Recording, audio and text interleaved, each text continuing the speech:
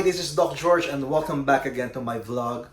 For today's video, gagawa po tayo ng natural but a very potent disinfectant. This is 80 to 120 times more potent than our regular diluted bleach or what we call the sodium hypochlorite. It is effective against bacteria, viruses, and fungi. So this has no chemicals, so it is safe and non-irritant. It will definitely save us money. And this disinfectant is the most effective disinfectant in the chlorine family.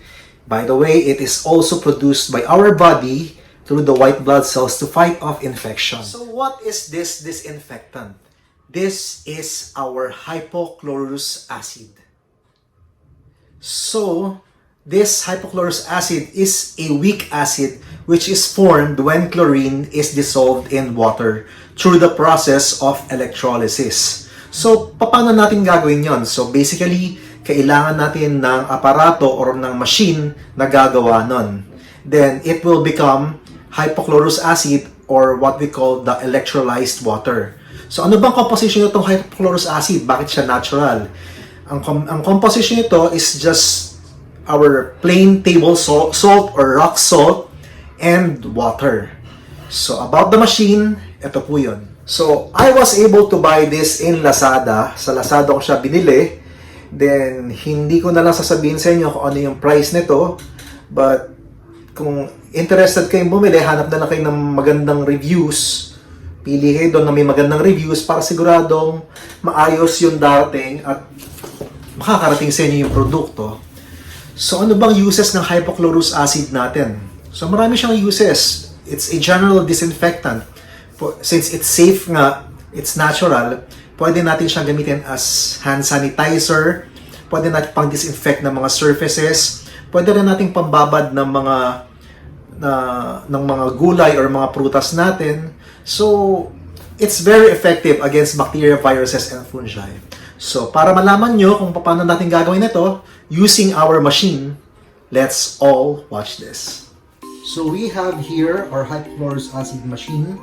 I've already placed 500 ml of water inside, so I'm just gonna make 1 liter of disinfectant. Bali, ang ratio is 1 liter of water is to 1 scoop or 15 grams of salt.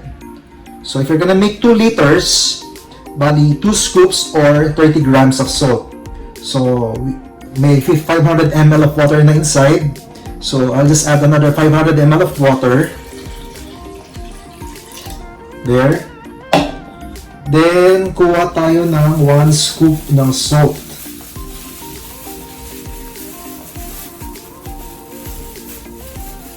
So, yan. This 1 scoop is equivalent to 1 spoon.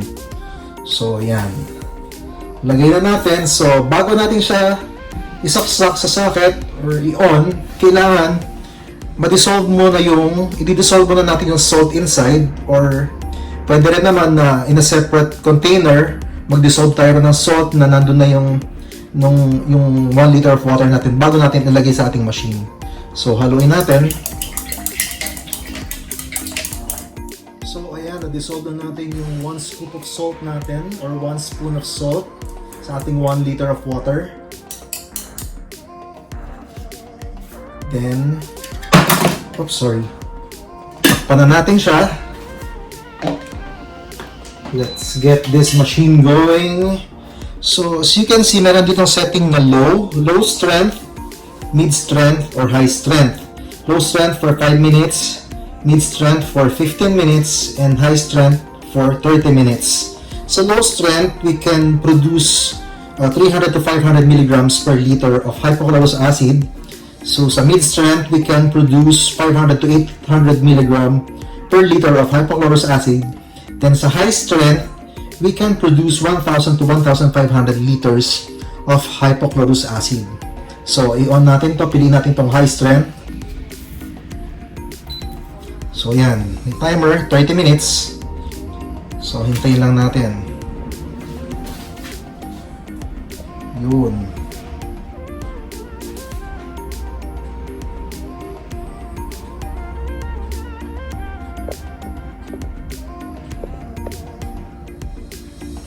So let's wait for 30 minutes. So the process of making our hypochlorous acid is almost finished.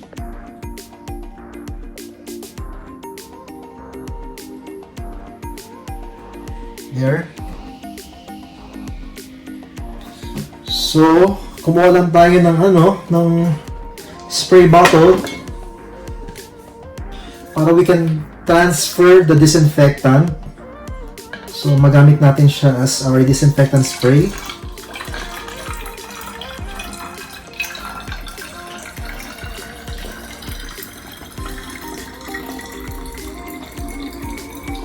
We can use this disinfectant for 30 days according to the instruction manual.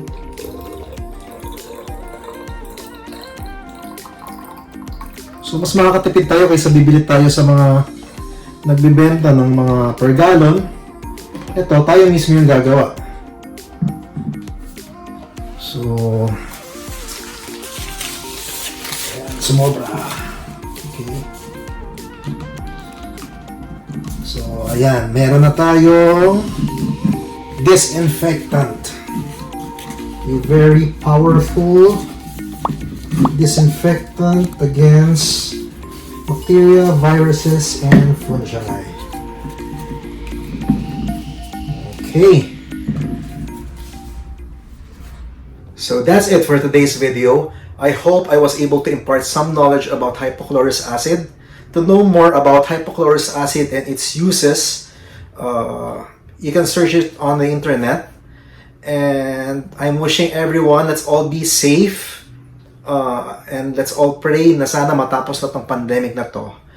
And before I end this video, please don't forget to hit the like button and subscribe to this channel.